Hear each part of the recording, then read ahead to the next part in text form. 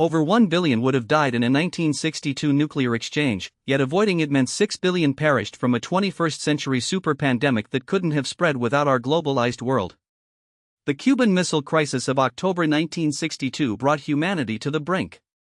For 13 terrifying days, the US and Soviet Union stared down nuclear annihilation. Diplomatic maneuvering and sheer luck pulled us back. We celebrated global peace. But what if that victory wasn't victory at all? What if averting immediate catastrophe paved the way for a slower, far more devastating doom? In this alternate timeline, October 27, 1962, saw a Soviet submarine commander unable to override launch orders. 3 tactical nuclear torpedoes strike US warships.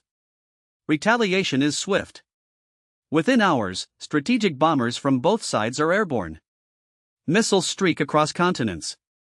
Washington, D.C., Moscow, major cities become ground zero.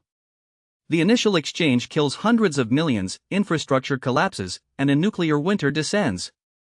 The immediate aftermath is apocalyptic. By 1963, 1.5 billion are dead. Governments are shattered. Surviving populations are fragmented, isolated in small communities. Global trade ceases. Air and sea travel are non-existent for decades. Scientific research, especially advanced biology, grinds to a halt. Decades pass in a post-nuclear dark age. Without dense, interconnected population centers, the conditions for rapid pathogen spread are eliminated. The 20th century ends with humanity scarred, but slowly rebuilding, focused on basic survival. By the early 21st century, a new pathogen emerges, but without modern air travel, it struggles to jump continents.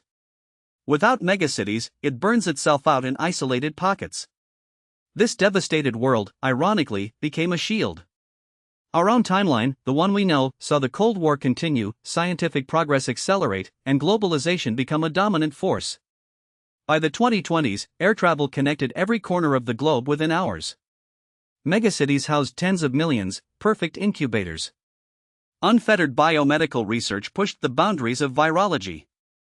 In 2038, a novel airborne pathogen, far more aggressive than anything seen, emerges from a densely populated region. Within months, it leverages our hyper-connected infrastructure. Billions fall sick. The world's healthcare systems are overwhelmed. By 2042, an estimated 6 to 7 billion people have perished. This super pandemic, a direct consequence of the interconnected, advanced world that survived 1962, becomes humanity's true great filter. The decision to avert nuclear war in 1962, lauded as humanity's finest hour, inadvertently signed the death warrant for billions generations later. The devastating nuclear exchange, while a horrific immediate cost, would have reset civilization, inoculating it against a far greater, slower catastrophe. We escaped the flash, only to drown in the tide of a global plague that would never have found purchase in a fragmented world.